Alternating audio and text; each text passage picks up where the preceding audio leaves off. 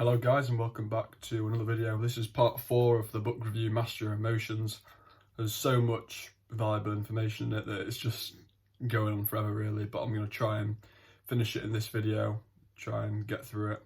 I'm quite behind because there's been so many parts. I've finished my next book as well and moved on to another book, and I've got I've got a few clips of me on holiday because I went on holiday when part 3 was released, so I'll get that in somewhere as well. But anyway, I'm going to get straight into it. Okay, so this is the book. If you haven't seen part 1, 2 and 3, then it's probably a good idea to watch them so you get the most amount of information out as possible. I've got up to here now, not too far through, but I've got a few parts again. I've got 2 more notes, and I think I've got a few just that I've highlighted to talk about. Here's just the formula of how emotions form. So interpretation plus identification plus repetition equals strong emotion. And I'm not going to read it all out because you can just pause if you want to, I guess, read this part here mainly. Then there's a bit here on interpretation. I like this part because there's got a bit of an explanation to it that has everything you think near enough is an interpretation of what you're being either told at school or by your parents or what your friends think, just like your environmental causes, I guess. So a lot of things you think you have to do, you don't, which it obviously states here. I must get married, and there's a lot of different things. Can't be happy unless I get this. But it also talks about in this book with happiness that happiness is literally just a state of mind. No materialistic thing is going to make you constantly happy. It might give you temporary happiness, which a lot of people are constantly pushing for because it's how our psychology works since many, many, many years back. But yeah, that's all I have to say about that part. Another good part, emotions are just emotions. They are not you. They are not facts, and you can let them go. A lot of people that are very good emotionally and all that kind of stuff. Alex Sedlak, I watch him quite a bit, and he talks about this, that you just have to observe your emotions. They're not you. You have to think, why is this happening? How can I solve it? And just view the emotion, not get caught up in your feelings. And that's where it says, observe your emotions with detachment.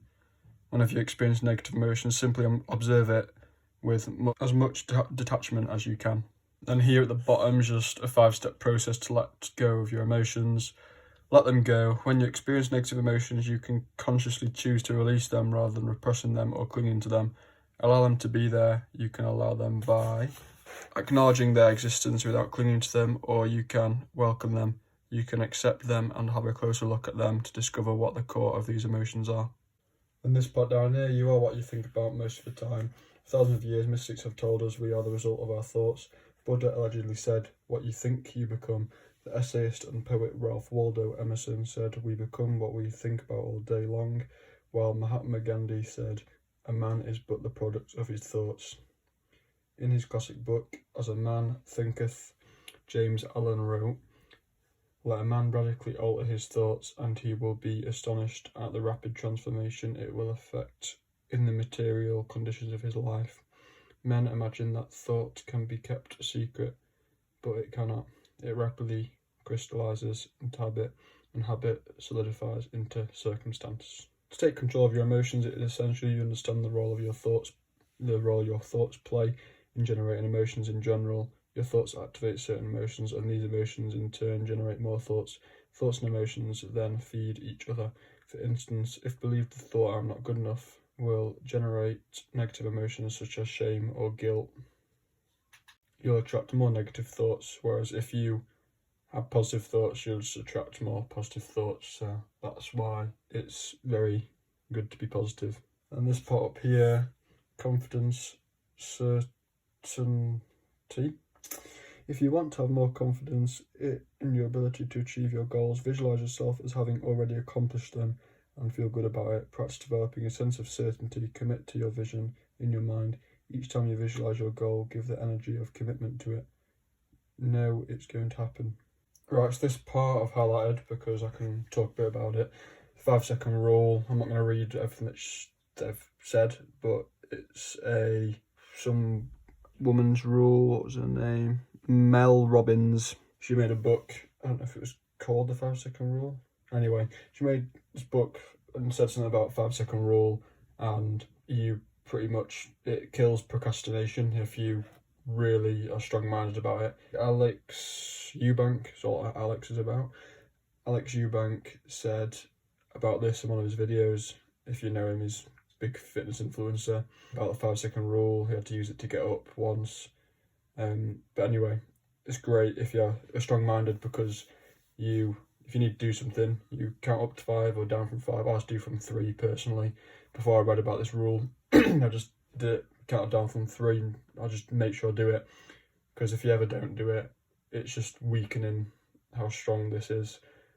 So for example, when I'm going to have a cold shower, I'll count down from 3 and do it straight away. When I'm in between sets at the gym and I need to get on the next set, I'll just go 3, 2, 1 and go. So that's very good. So it says make a list of things you procrastinate over, and then select a couple of things and use the 5-second rule on them, and commit to using the rule at least once a week. It says don't start too big and don't try and implement too many. Just choose like your top 5 probably out of your list if you have a lot.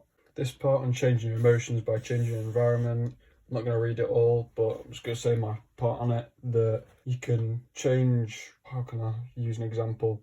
Let's say you lose a load of weight at the gym, but you don't change your environment. You've still got mates that say, oh, let's go to McDonald's, or let's go out and eat here, and oh, don't worry, it's only 1 chocolate cake, or whatever.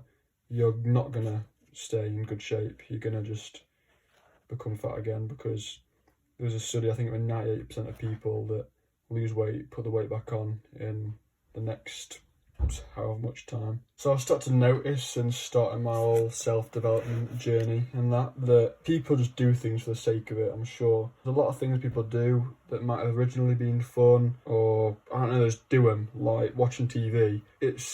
You can literally work all day, say you work 9 to 5, get home, have your tea, and sit and watch TV from like 6 until 9, and that's 3 hours of your day gone, and you might get little bits of happiness, but it's not a dopamine problem. You're just getting fake happiness. There's nothing happening. Oh, that little thing's funny there.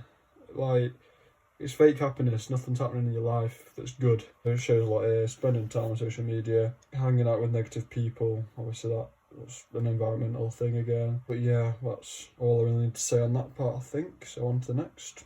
I'm not going to read all of these parts because I've put a sticky note on it because there's a lot to it. Short-term and long-term solutions to deal with negative emotions. I'll read this part because this is the part I want to actually talk about as well. No other life form on the planet knows negativity, only humans, just as no other life form violates and poisons the earth that sustains it. Have you ever seen an unhappy flower or a stressed oak tree? Have you come across a depressed dolphin, a frog that has a problem with self-esteem, a cat that cannot relax, or a bird that carries hatred and resentment? The only animals that may occasionally experience something akin to negativity or show signs of neurotic behaviour are those that live in close contact with humans and so link into the human mind and its insanity. So, like dogs, I've got a bit of a story about this. You might find it funny, you might find it sad, but my mate told me a story about a guide dog that had helped this guy that was blind, and one day it just didn't want to get up and didn't want to kind of do its job. I guess this links to humans. The dog ended up getting diagnosed with depression. So a dog with depression. So there's that point proven. And then you can read, I guess, the whole thing if you want on here. Just pause and read. And then pause and read on here too. And on here. And that's that. So that's my first little tag on deal with negative emotions. Alright, I'm going to end it there. There's going to have to be a part 5. Thank you for watching the video. Please like, subscribe and turn that notification button on so you don't miss the next video.